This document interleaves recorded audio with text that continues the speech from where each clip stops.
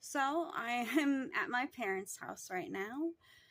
Just finished physical therapy, occupational therapy with my mother, and very challenging to learn all of these different techniques that I wish I had known before. Less is more with somebody with a traumatic brain injury. So simple verbal or nonverbal commands are the way to go.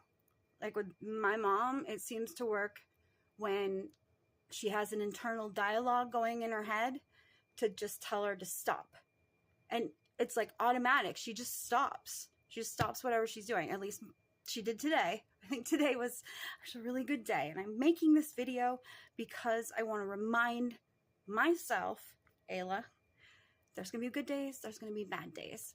Today was a good day, Good Friday for us. And I feel hopeful, I think I can do this. I think I can help. I think we can do this. I think we can take care of her. My brother, my dad, me, and Mike. I think we can do it. Her attention, I can say stop and it works. But I have to say it in a tone that I am not used to. Being assertive, but don't be aggressive. Being assertive. Like, Mom, stop. And she stops. And then I go, Mom, relax. And she literally will just go, and she'll relax. I think that's helpful.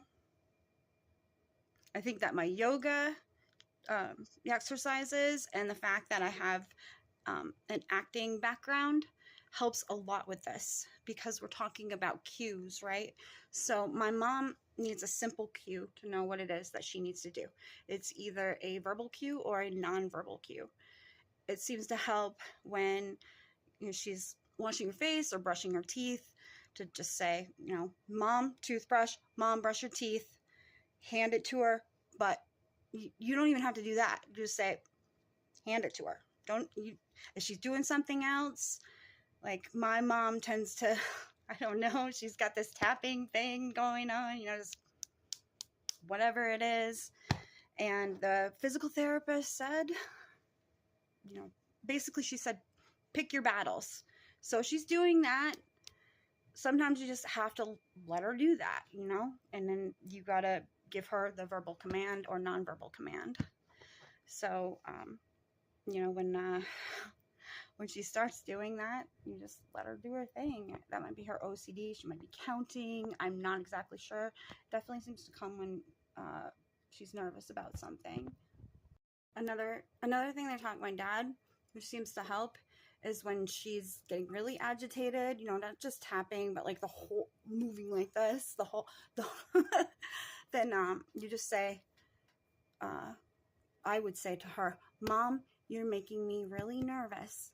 And then that just kind of cues her in that her behavior is affecting somebody else. And I think that really helps just automatically just stop everything, because she's like, oh, I don't want to hurt my family. And that just reminds me how much I love her. Ayla, I want you to remember the hope that you felt today. The smile on Mom's face. It was contagious. She was smiling at everybody. It really was contagious. And I love seeing her like that. I'm filled with hope today. We just want her home, because that's where she belongs. With us, with her family, with the people who love her. I don't think I really understood the concept of unconditional love. Not really. At least not like somebody loving me, until my mom's accident, because of how my father is around her. He has been going to the rehab place every single morning to make sure that she eats so she can take her pills and start the day. And he's very devoted to that. And he's very devoted to her. He was really just brokenhearted when she fell and when she was in the ICU.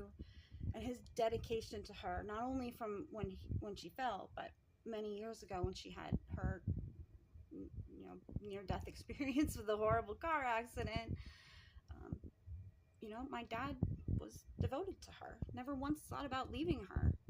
And they grew closer together, even though they would fight and have issues. My mom, because of her brain injury, and she actually also had things that were going on internally, endometriosis that was not diagnosed, and it messed with her hormones. So she would almost like pick fights with my dad a lot, and my dad was really frustrated with it. And so there was a lot of fighting, but there was also a lot of love, and it was unconditional, and it still is. And I didn't understand that until the accident. My dad doesn't cry, okay? I think I've only seen him cry one time, and that was when my great aunt, my taunt, died. She had a 5-year battle with cancer. It was tough on all of us.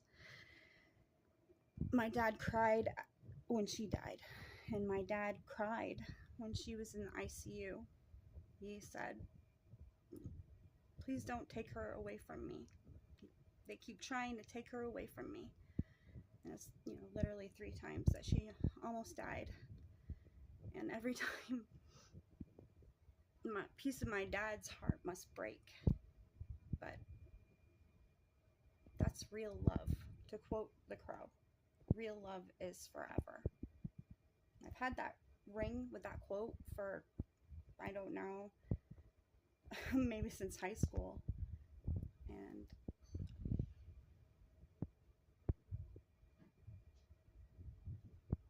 that's what it really means to love someone. Now I've seen it, and I believe it exists.